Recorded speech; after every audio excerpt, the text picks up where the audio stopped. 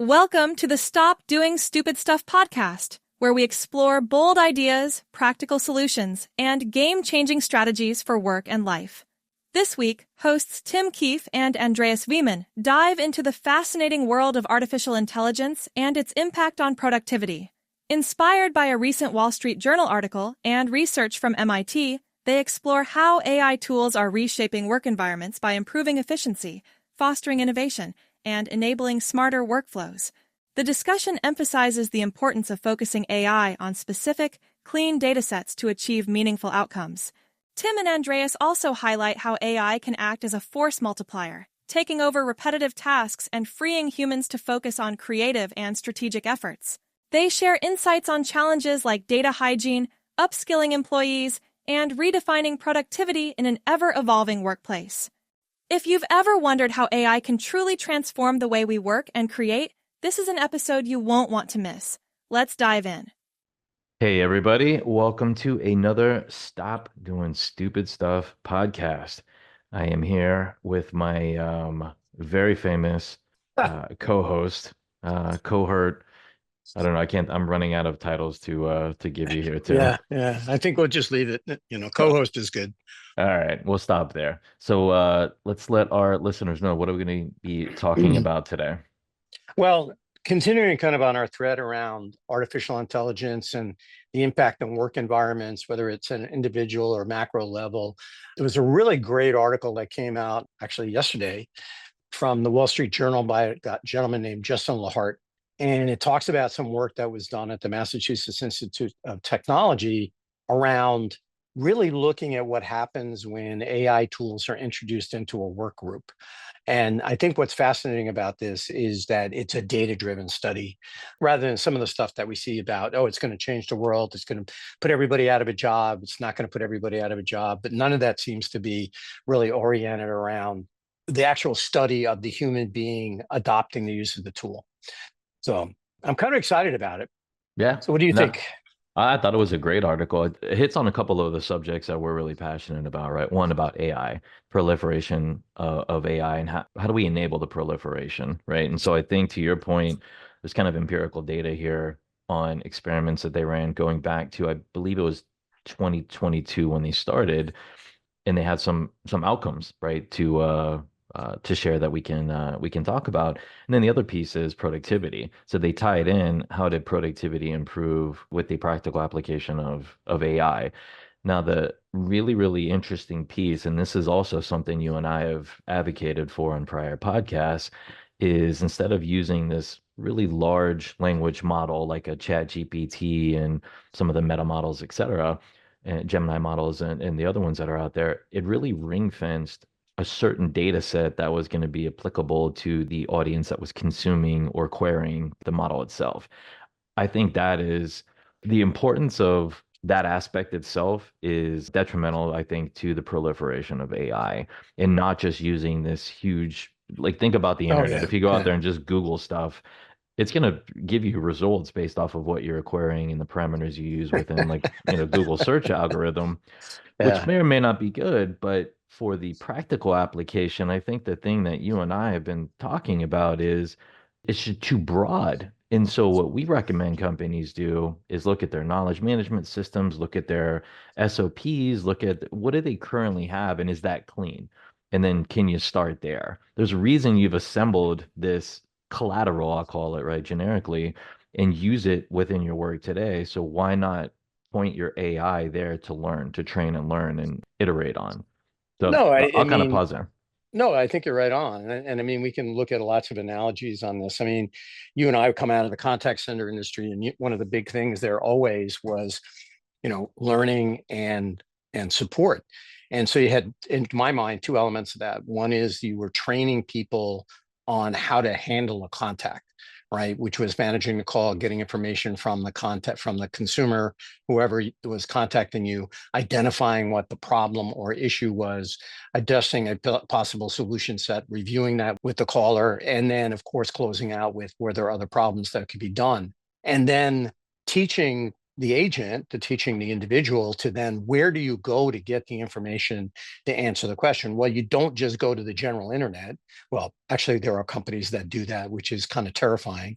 Or do you go look it up in the defined data set that says these are the company policies with regard to these issues? And I think we used to joke all the time, like you go into a contact center and you could see where it's kind of running amok because the inside of everybody's workstation is covered with post-it notes because they don't trust the knowledge base anymore. Well, why don't they trust the knowledge base? It's because when they try and use it, the information they're getting doesn't align with or address the issues that they're being asked to solve. So then people either go, well, then I got to go look someplace else, or even sometimes they make it up. And those are all bad, right? In my mind, because you're in a situation where someone is not using tools appropriately, et cetera. And I think what's really interesting, and I want to point out that the MIT professor, I think he was a professor, or he was a student, Tona Rogers, who was the one who did the study. This was a very specific thing looking at people that were doing material science. So it's just kind of a niche area, but very complex, right? Which is, what are the characteristics of the material that I'm looking for, and where do those characteristics occur? And then can I find a material that provides that characteristic, whether it's insulation or heat resistance or weight or whatever it might be, impact resistance. And then the introduction of the AI tools, what was interesting, yes, definitely improved. What was it? Discovered 44% more materials. Patent filings rose by 39%. And there was a 17% increase in new product prototypes, which on the outside, by itself sounds pretty freaking awesome. You'd say, yeah, that AI tool enabled smart people to do smart things faster and get to more results. I know I'm kind of dumbing it down, but that's kind of how I see it. I think it's spot on. But then the other piece that was interesting later in the article is that the people that were good before were even better. Yep. Right. And I think this goes back to you and I talking about, it's that knowledge of how to ask the right questions in the right context, and also probably being able to ask the question, ring fencing things that are not of going to be value in that conversation, or through your own knowledge or your own experience, or leveraging another tool. That's, again, this could be a variety of things. No, agreed. One other thing that I do want to point out that that I agree with that the article states is, if you take that approach to where you're not just opening up to a large language model, right, but you're ring fencing it with relevant data or sources, I should say, within your own organization, it's actually way, way cheaper to do that, by the way. You still got to go in and clean it, to the points you brought up earlier, when we were talking about customer experience centers and customer contact centers. They would use tribal knowledge based off of their own experience because it was cumbersome to navigate their knowledge management systems to get the right answer. Or sometimes there's conflicting answer, outdated. So data hygiene is still of the utmost importance, especially if you want to have good proliferation of AI in your organization. You've got to have hygienic data. Like, I cannot stress that enough. That is a whole nother focal into itself, but you got to start there. But then with what you said, it's humans going in there, looking at the sources and then deciding what's right or wrong. And you made a really good point. Sometimes they make stuff up, because what are they doing? They're having to think about, all right, well, I'm going to get talked to about what my average interaction time is with this customer because there's probably other customers waiting. So I have that pressure on me. And then I got to say this the right way. They're competing with all of these, cognitive properties at the same time. And then we're talking like thousands of people having to do this in this job function. And then they're going in there and we're like, well, you have to say this right every single time. Like, don't be a human, just be a robot, say this every single time. Right. And now you have a technology, if the Lego blocks are put together in the right way, you have something that can augment those humans that have a higher degree of speed and accuracy and quality if the questions are asked the right way and the technology is constructed the right way. And it's even cheaper. Everybody's struggling right now with, well, how do we make AI work? Well, let's just go buy a subscription to ChatGPT and, brush our hands of it and we're good. And then they're disappointed like a month later when the costs are probably even higher. It's not that easy. You've got to go in there and you've got to make sure your data is hygienic and then figure out how can you augment what's currently Right. going on, very much like the folks in this Wall Street Journal article did. I think this Yeah. is a really good blueprint for people to look at, read, digest, and then figure out how can you apply this to your organization.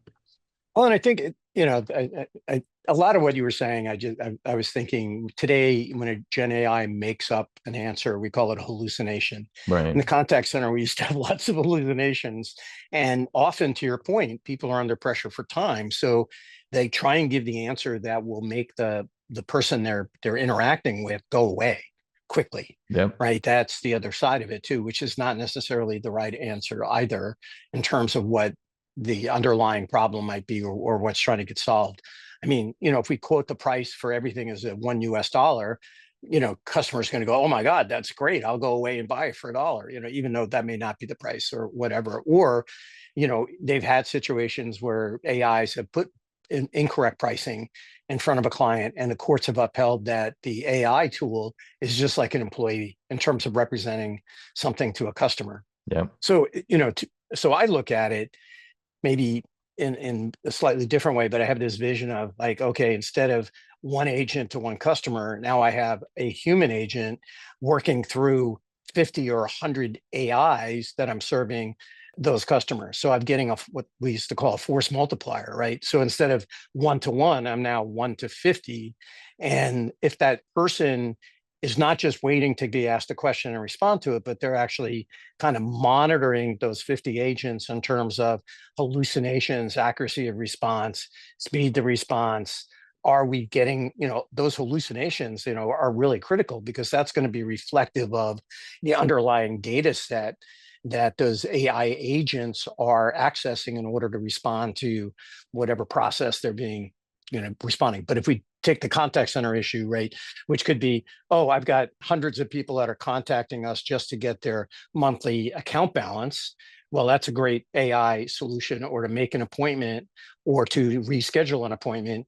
Perfect. But if it's more complex in terms of a consultative engagement, like I need 3 appointments and I'm trying to do it in one day and blah, blah, blah. Now, of course, the AI agents, as they learn more and they have better access to the right information, can probably do that as well and just as quickly. And then what'll happen is you kind of have this continuum of where AI is picking up and where the human is now expanding, because they don't have to do those repetitive tasks anymore. Right. They can focus their energy on the creative side of it or the innovation side of it.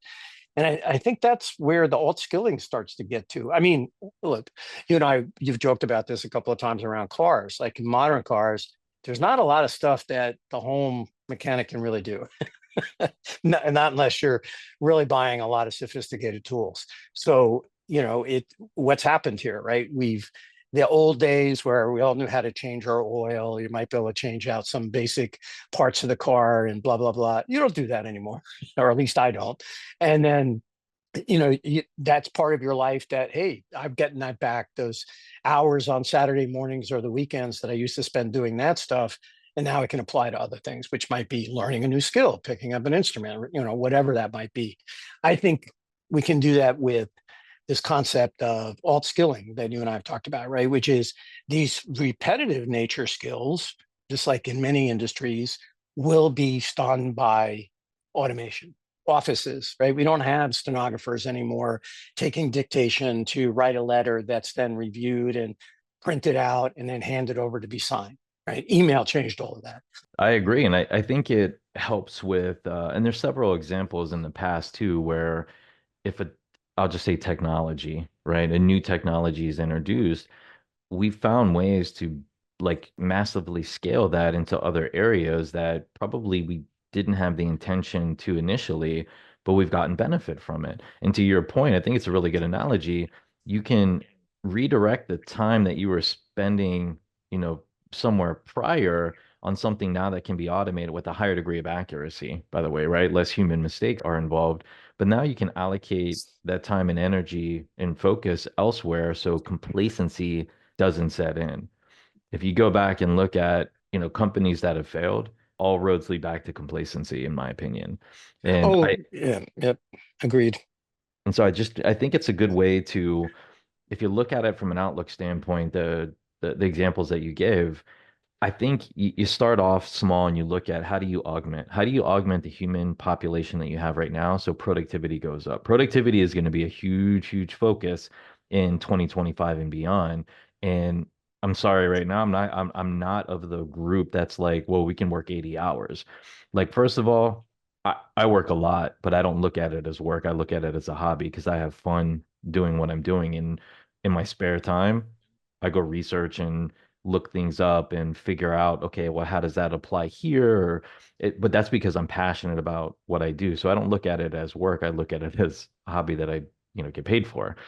Most people don't look at it like that. They have a 9 to 5 and company needs to cut costs. So instead of hiring more people, they're going to take the finite number of staff they have and they need them to be more productive, meaning they're probably going to have to work 45 hours instead of 40, 50 hours or something like that. And I'm not of that camp. That's where productivity increases are going to come from.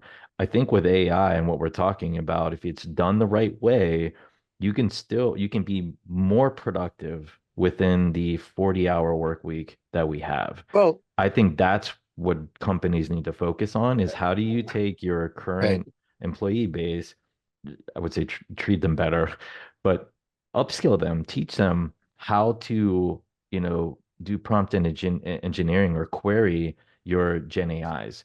And if you're Gen AIs and you're not using a large language model, but you're doing it based off of, what we shared earlier, you're going to get a higher degree of accuracy. You're going to move quicker from where your current state is, and then you're progressively going to be able to have, I think, cycles of iterations and improvements that come much quicker than if you just try to solve everything right now and say, oh, AI can do everything right now. I think that's where a lot of companies are Yeah. not seeing the return on their investments because they're trying to do too much rather than being pragmatic and Well, saying, how can we help with the current state? there's a couple of things in that I think are worth challenging, right? Like I think the 40-hour work week is totally arbitrary, right? Where did that come from? All Yeah, right. And agreed. it came from labor laws, right? It came from the fact that we decided that children and people didn't need to work, 7 days a week until they collapsed in a heap or whatever.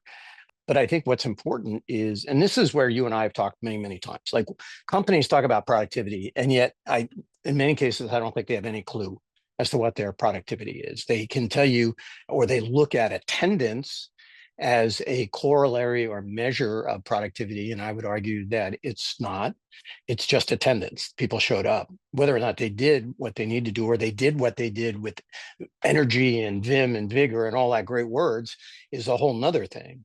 And I think, Agreed. another topic that we're going to talk about more over the next coming weeks is this interesting conversation about productivity and the American economy, right? Like, this has always been a place where we've excelled, but what does that mean going forward? And I don't think it's about number of hours that people are in attendance. I think it's about their ability to create the outcomes that you and I talk about all the time. Otherwise, what's the point? And we Agreed. got to create ways where that employee can do that and do it in a way where, look, I mean, I'm not saying every job has to be perfect or pleasant or whatever, but at least feel like I have the tools to be successful to do the work. I mean, again, Yeah. maybe not a great analogy, but if you've ever worked with like, in a wood shop, and I know it's not that common anymore, but the number one thing, right, are my tools sharp and clean? And if they're not, it's going to be really hard to do quality work. And we're in that same kind of boat now. Like the tools are information, the tools are data sets, the tools are search engines, right? That allow us to get to the information or to the elements that we need to do the work that we need faster and more accurately. Well, right, if the tool is dull and not well formed, it's going to be all over the place. And that's how you end up cutting off a hand sometimes. Or if you're not properly trained, Yeah. to use the tools, I think it's the other side. I think it's a great analogy, as a matter of fact, because it's what a lot of leaders are facing in the labor market today. And what I see, at least from the folks that we interact with, there is an appetite out there to learn. They want to learn. I don't think Yep. anyone has created a modular like learning system to help unlock that potential that a lot of people feel out there, and then they get discouraged. And I think to your point, that's where you're sacrificing one of the two, quality or quantity. Businesses want both right now, but they're not doing anything to unlock that, force multiplier you were talking about to enable that to occur. Right. So you got to look at how do you train your people and then set them up to where mentally they're in a space where they feel they're in a spot to be successful, and it's constantly reinforced, positively reinforced. And then you look at the outcomes and you go from there. It's going to be a challenge. Like what we're talking about right now, it's easy for us to say it. It is extremely challenging. However, I think we have a point of view that we've had for several years. You can go back and look at our original podcast, but even our more recent podcast over the past year. And I think our point of view is still valid. It's going to be interesting to see how folks adapt in 2025. Believe it or not, you're not going to get us to be quiet about it. We're going to continue to share our opinions even when they're not asked for. But it's going to be interesting to see how 20 plays out. Yep, agreed. Agreed. Well, thanks again. I think this is a conversation that is just beginning, but it's great to see these types of articles that we can talk to that are data driven. And with that, for those who are listening, please, hit the subscribe button, leave comments behind if you're interested in other areas that we can comment on or go do some research on. We'd love to get your thoughts. Our focus, of course, is around the customer and employee experience and the tools and capabilities that support that. So with that, this is Tim Keefe with Transform CX and my friend, Mr. Andreas Wieman, wishing you all a wonderful 2025 as we close out 2024 and have a wonderful start to your new year. Yep. Thanks, everybody.